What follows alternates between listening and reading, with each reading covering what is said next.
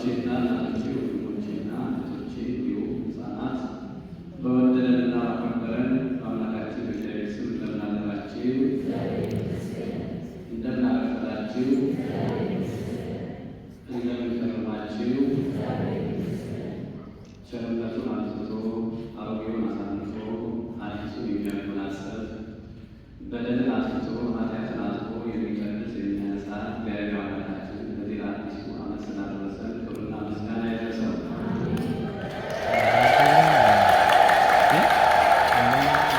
ከዚህ ቀጥሎ እንደ ቤተክርስቲያናችን ስርዓት ባህር ሀሳብን እናወጣለን። ነገር ግን ጥሩ ልትናደርገን የሚፈለገው የዓመቱ ቀመር ነው። እሱም ባጭሩ የምትከታተሉ ሰዎችን በቀላሉ ባህር ሀሳብ ሁላችሁ ማውጣት እንደምትችሉ ነው በዚህ አጋጣሚ የማሳስባችሁና እሱ እናነሳለን። እግዚአብሔር አምላካችን እሱ ይርዳል። በአብ በወልድ በመንፈስ ቅዱስ ስም በማመን አንድ አምላክ ብዬ በማመን ከአበው አባቶቻችን ሲተላለፍ የመጣውን የባህር ሀሳብን ትምህርት ባጭሩ ለመግለጽ እንሞክራለን። እግዚአብሔር አምላክ አስቀድሞ ሰው ሲፈጥረው በዓይኑ በልቡ ያለ ድካም ለመላእክት እንዲኖር ነበር። ነገር ግን አዳምና ሔዋን እግዚአብሔር አትንካላቸው በሰበት በልተው በሳቱ ጊዜ ዝንጋይ ልቡና አደረባቸው። እነርሱም ስህተታቸውን አምነው ተጸጽተው ፈጣሪያቸውን በንስሐ ይቅርታ ጠይቀው በተመለሱ ጊዜ ያለፈውን ለማዘከር ሕጉን አጥንቶ ለመጠበቅ እንዲያስችላቸው እግዚአብሔር አምላክ አስቀድሞ ለመልአከ ቅዱስ ሚካኤል ለሄኖክ ከዛም ለሙሴ የሥነ ጽሑፍን ሕግ እንደሰጣቸው ይታወቃል። ስለ ዘመን አቆጣጠርም ቢሆን በሱባዔ አንድ የተባለ በኢዮቤልዩ የተካለለ እንዲቆጠር ሕጉን ሰጥቷቸዋል። ሱባዔ አንድ ሱባዔ በዘመን አቆጣጠር 7 ዓመት ነው። አንድ ኢዮቤልዩ ለማግኘት 7 በ7 ስናበዛው 49 ይሆናል። አንድ ስንደምርበት 50 ይሆናል። በ50ኛው ዓመት አንድ ኢዮቤልዩ ይሆናል። ወደ ዋናው ርዕሳችን ከመግባታችን በፊት የሥነ ፍጥረትን ነገር እንመለከታለን። ምክንያቱም የዕለታት የቀናት መነሻዎቻችን ስለሆኑ የእሑድ ፍጥረታት 8 ናቸው። እነሱም ሰማይና ምድር፣ ብርሃንና ጨለማ፣ እሳትና ውሃ፣ ነፋስና መላእክት ናቸው። የሰኞ ፍጥረት አንድ ነው። እርሱም ከውኃ ላይ ሰፉ የነበረው በሦስት ውኃ ከሦስት ከፍሎ አንደኛውን ወራጅ ውኃ፣ አንደኛውን ጠፈረ ሰማይ፣ አንደኛውን በልብ ምድር የሚኖር ውቅያኖስ ብሎ አንድ ወገን አድርጎ ከፍሎታል። የሰሉስ ወይም የማክሰኞ ፍጥረታት 3 ናቸው። እነሱም በምሳሌ የሚቆረጡ እጽዋት፣ በማጭድ የሚታጨዱ አዝርዕት፣ በጣት የሚለቀሙ አትክልት ናቸው። የረቡዕ 3 ናቸው። ፀሐይ፣ ጨረቃ፣ ከዋክብት ናቸው። የሐሙስ ፍጥረታት 3 ናቸው። እነሱም በባህር ውስጥ የሚኖሩ በልብ የሚሳቡ በእግር የሚሽከረከሩ በክንፍ የሚበሩ ናቸው። የዓርብ ፍጥረታት 4 ናቸው። እነሱም የዱር አራዊት፣ የቤት እንስሳ፣ አዕዋፍና ሰው ናቸው። እያንዳንዱ የራሱ የተለያየ የአፈጣጠር ዘይቤ አለው። ብዙን አንደበት ሲቆጥሩ ፍጥረታት 22 ይሆናሉ። የዘመን አቆጣጠርን በተመለከተ ከዘመነ ሐዲስ በፊት የነበረው በዘመነ ነቢያት የነበረው የዘመን አቆጣጠር በሱባዔና በኢዮቤልዩ ቢሆን ጎሎ ተሰጥቷቸዋል። ከዚያም ወዲህ በዘመነ ሐዋርያት አጽዋማትና በዓላት መሰረታቸውን ይዘው ሊከበሩ ለማድረግ ቢሞክሩ እንደ ዲሜጥሮስ ትንሣኤን፣ ደብረ ዘይትን፣ ጰራቅሊጦስን ሆሳዕናን እሑድ፣ ስቅለትን ዓርብ፣ ዕርገትን ሐሙስ፣ ሊቀ ካህናትን ረቡዕ፣ ጾመ ነነዌን ዐቢይ ጾምን፣ ጾመ ሐዋርያትን ሰኞ ላይ እንዲሁም ለማድረግ አልተቻላቸውም። ዲሜጥሮስ ማለት ትርጉሙ መጽሔት ማለት ነው። መጽሔት ራሱ ትርጉሙ መስታወት ማለት ነው። መስታወት የረቀቀውን አጉልቶ የራቀውን አጥቦ እንደሚያሳይ እሱም የተበታተኑትን አጽዋማትና በዓላትን አሰባስቦ የራቀውን ዘመን አቅርቦ ስለሚያሳይ መጽሔት ተመሰለ። ዲሜጥሮስ በእስክንድርያ ሀገር ሃይማኖታቸው ከቀና ምግባራቸው ከቀና ቤተሰብ የተወለደ ቅዱስና ንጹሕ ሰው ነው። ዘመኑ መናፍቃን የበዙበት ሃይማኖት የተዳከመበት ስለነበር ዳግመ አዳም ሲደርስ ወላጆቹ በሃይማኖት የምትመስለው የግሩነት ፈልገው ባለማግኘታቸው ሕንፃ ሃይማኖት ከሚፈርስ ሕንፃ ሥጋ ሊፈርስ ብለው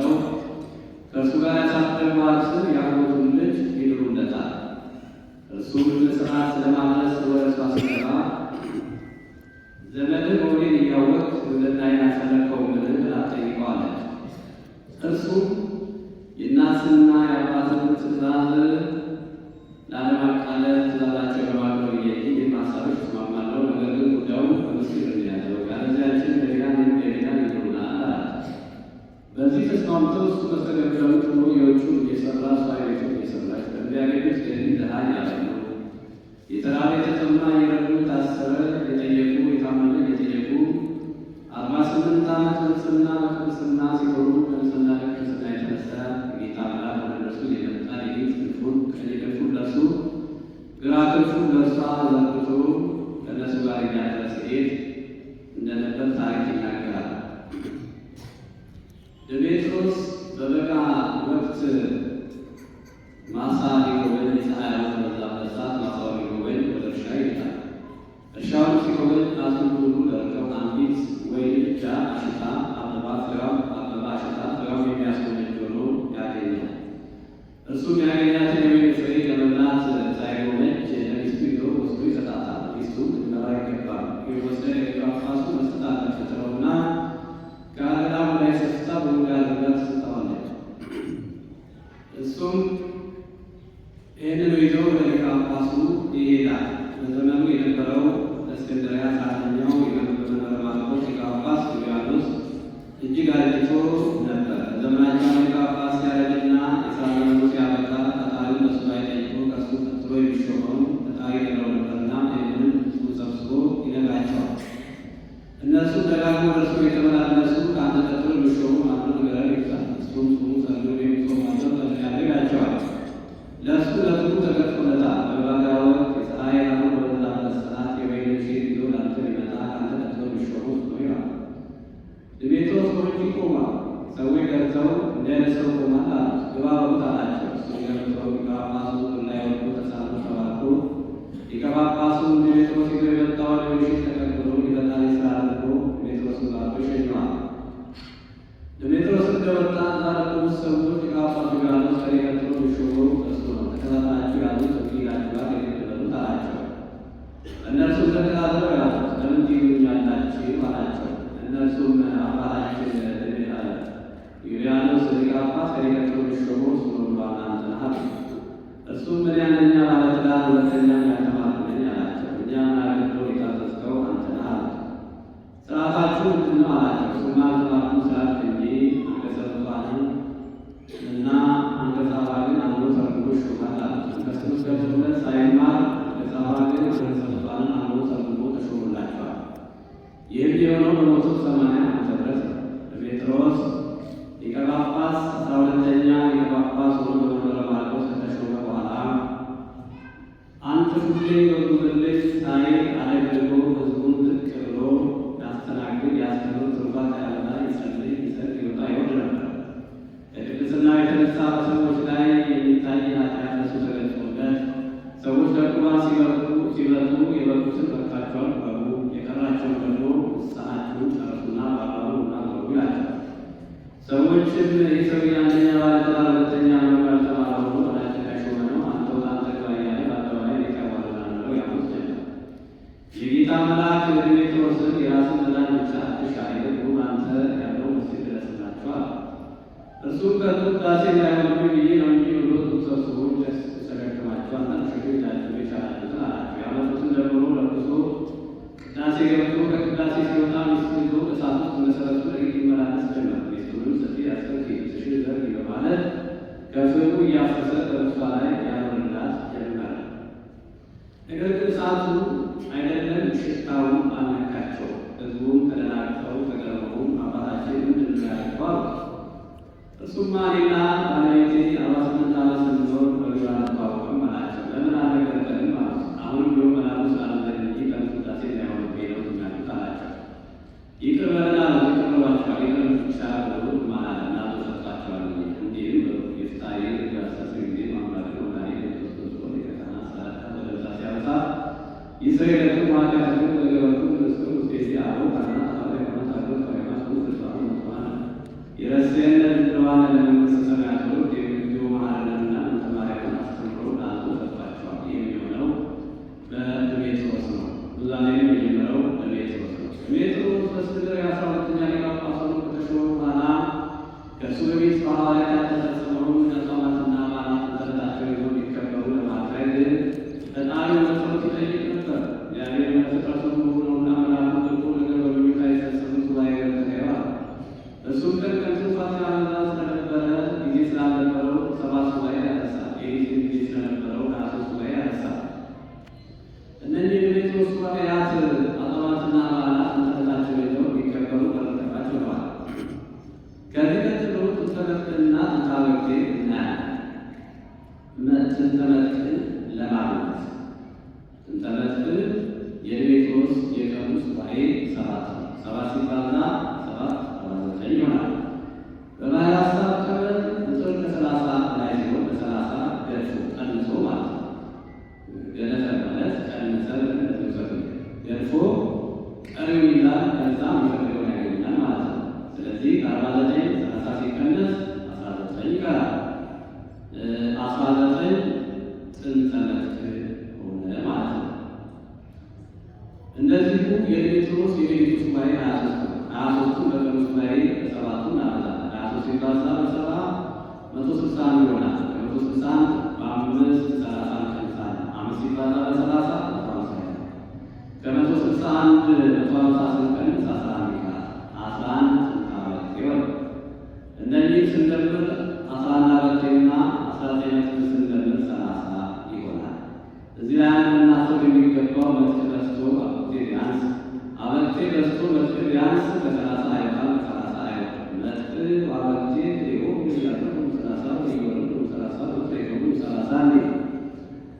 ባሕረ ሐሳብ ባሕረ ሐሳብ ማለት የዘመን ቁጥር ነው። በመላሉ ዓለም በመስፈርት ሰጠራ ለባሕር ነው።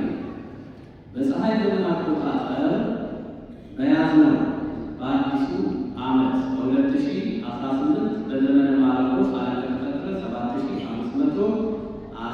7518 ሆነ። ይህ ከሁለት ይከፈላል።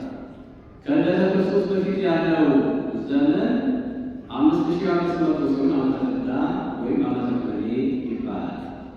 ከልደተ ክርስቶስ ወዲያ ያለው 2018 ዓመት ሲሆን ዓመተ ስጋዌ ወይም ዓመተ ምሕረት ይባላል። በጠቅላላው ዓለም ከተፈጠረ ጀምሮ እስከ ዛሬ ያለው 7518ቱ ዓመተ ዓለም በማለት ይጠራል። ይህንን በባሕረ ሐሳብ መንገድ ዛሬ ወደ ወደፊት ለማሰብ የሚያስችል መስፈሪያ እንደሚከተለው ነው።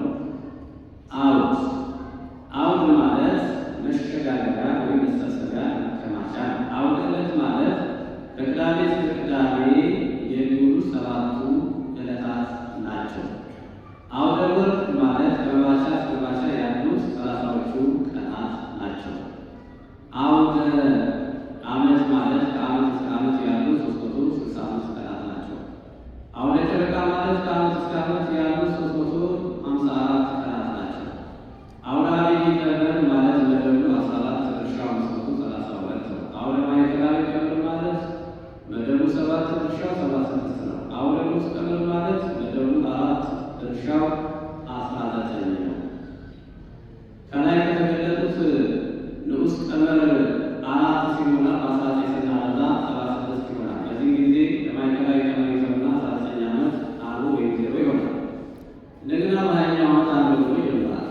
ማዕከላዊ ቀመር 7 ጊዜ 76 ሲሆን 7ን በ76 ስናበዛ 532 ይመጣል። ዓቢይ ቀመር የተውና 76 ዓመት አሉ ወይም 0 ይሆናል።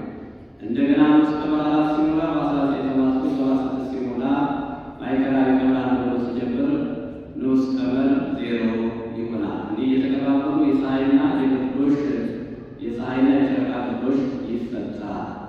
የዓመቱ ቀናት በዓመቱ ውስጥ ያሉ 365 ቀናት ናቸው ስንል በአራት ዓመቱ በአራተኛው ዓመት በሉቃስ መጨረሻ በዮሐንስ መጀመሪያ 366 ቀናት ይሆናሉ። ከላይ እንደተገለጸው አሁን በያዝነው ዓመት ዓለም ከተፈጠረ 7518 ነው ብለናል። የዘመኑን ባሕረ ሐሳብ ለማውጣት ይህንን ዓመተ ዓለም ለ14 መደብ ለ532 ድርሻ እናካፍልና ቀሪውን ወደ ንዑስ ቀመር እናሻግራለን። ምክንያቱም ማዕከላዊ ቀመር አልፎ ስለሆነ ይህንን ለማግኘት 14 ሲባዛ በ532 እኩል ይሆናል 7448። ከጠቅላላው ዓመተ ዓለም 7518 ሲቀነስ 7448 እኩል ይሆናል 70። ይህንን 70 ተረፈ ዘመን ይዘን ማዕከላዊ ቀመር አልፎ ስለሆነ ወደ ንዑስ ቀመር እንሻገራለን። ንዑስ ቀመር 4 ነው ስንል መድረሻ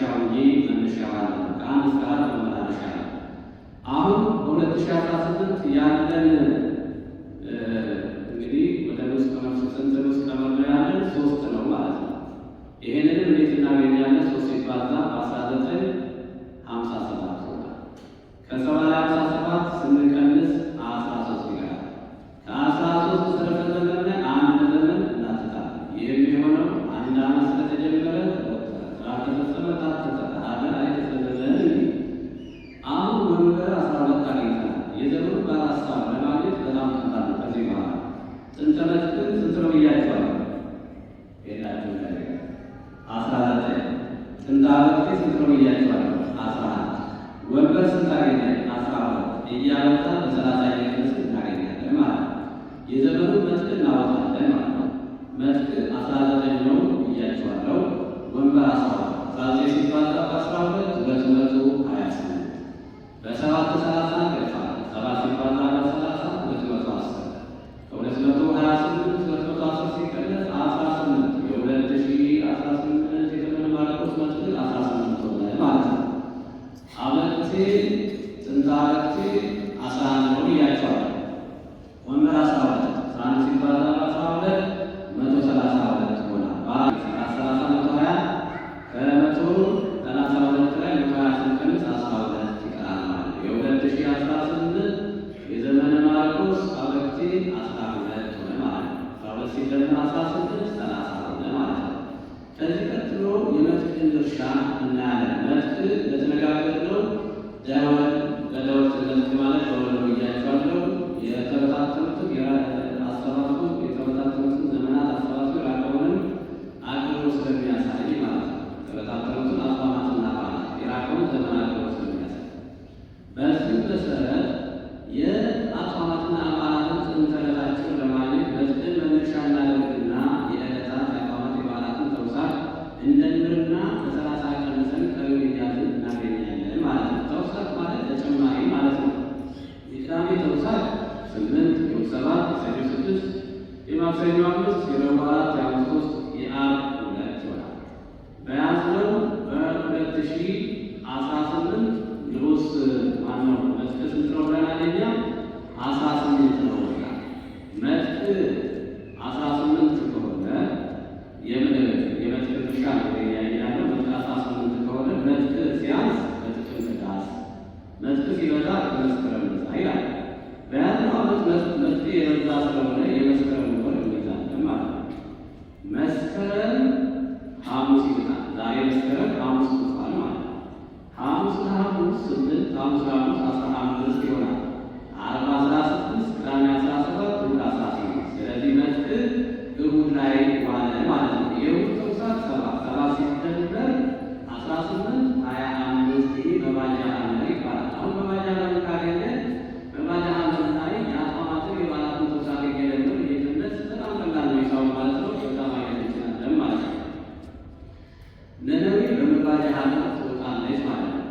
የመስከረም ሳሪታ ጥር ይልታል። የመስከረም ሳሪታ ማለት ያው መስከረም ማግስት ማለት ነው። የዛሬ ማግስት እንደ የሚባለው ዓርብ ነው አይደል? የሐሙስ ማግስት።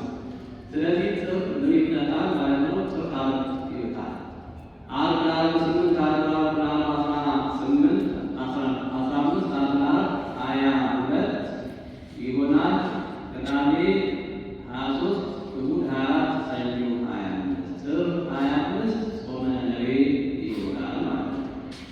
የትንሣኤ ተውሳክ 14 ሲደመር 25 39 30 ስንቀንስ 9 ይቀራል። የካቲት 9 የጾመ ነነዌ የዐቢይ ጾም ማለት የዐቢይ ጾም ተውሳክ 14 ሲደመር 25 34 39 ይሆናል። 30 ስንቀንስ 9 ይቀራል።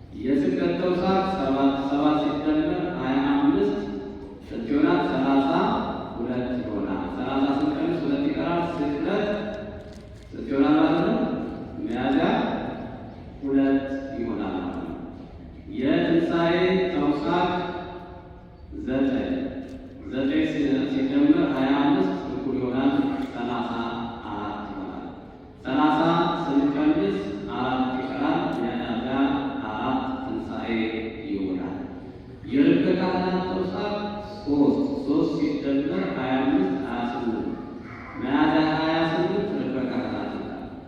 የዕርገት ተውሳክ 18 ሲደመር 25 43 ሲቀነስ 30 13 ይቀራል። ግንቦት 13 ዕርገት ይውላል። የጰራቅሊጦስ ተውሳክ 28 ሲደመር 25 53 30 ስንቀንስ 23 ይቀራል። ግንቦት 23 ጰራቅሊጦስ ይውላል። የጾመ ሐዋርያት ተውሳክ 29 ሲደመር 25 54 30 ስንቀንስ 24 ይሆናል። የጾመ ሐዋርያት የሚውለው ግንቦት 24 ይሆናል። የመስቀል እርሻ ጨረስን ማለት ነው። ከዚህ ቀጥሎ የምናየው አበቅቴ። አበቅቴ ለምንድን ነው የሚጠቅመው ሲባል ለቤተ ክርስቲያናችን ስርዓት ማንኛውም ጸሎት ሲጀመር አስርኮት የሚባል ማውጣት ማስረቅ አውጣ ማለት ነው እና ይሄ በማስረቅ ሌሊቱ ጨረቃውን ዕለቱን መዓልቱን ይህንን በማውሳት የፍጥረታት ባለቤት የሆነውን ጌታን የሚያመሰግኑበት በማስረቅ የሚጀምሩ ጸሎት ማለት ነው። ስለዚህ አበቅቴ ማለት ተረፈ መዓልት ነው። አሁን ሌሊቱን ለማግኘት በጣም ቀላል ነው። ሌሊቱን ለማውጣት የዛሬ ሌሊት ለማግኘት አበቅቴንና ሕጸጽን ከዛም ደግሞ መዓልትን እንጀምራለን ማለት ነው። አበቅቴ 12 ነው። ሕጸጽ ማለት ሁለት ማለት ነው። የ12 ሕጸጽ 6 ነው። የመስከረምና የጥቅምት 1 ነው። አሁን 1 ሕጸጽ አለን ማለት ነው። 1 ሲደመር 12 13 ይሆናል። መዓልቱ ዛሬ መዓልት የምንለው ከመባቻ እስከ መባቻ ነው። 30 ቀናት ነው። ስለዚህ የዛሬው መዓልት ደግሞ 1 ነው። አሁን 1 ስንደምር 14 ሌሊቱ 14 ነው። ጨረቃውን ለማግኘት በሌሊቱ ላይ 4 መደመር ነው 18 ይሆናል ማለት ነው። ስለዚህ መዓልቱ ዛሬ 1 ነው። ዕለቱ ደግሞ ሐሙስ ነው 5 ነው። ዛሬ ደግሞ ጨረቃ ፀሐይ ጨረቃ ከዋክብት ደግሞ ዛሬ ስንተኛ ቀናቸው ነው? 2ኛ ቀናቸው የተፈጠሩ ረቡዕ ስለሆነ ማለት ነው። አሁን እስቲ አብረን እናጠቃለን ማለት ነው። ሃሌሉያ በዘንድር ሀሳባት ልኩ ወአመታቲሁ ወትእዛዛቲሁ ለእግዚእነ አምላክነ ወመድኃኒነ ኢየሱስ ክርስቶስ እንዘ ሀሎነ በዘመነ ቅዱስ ማርቆስ ወንጌላዊ ቡሩክ ያብጽሐነ እስከ ዘመነ ቅዱስ ሉቃስ ዜናዊ 55 ምዕት ኮነ ዓመተ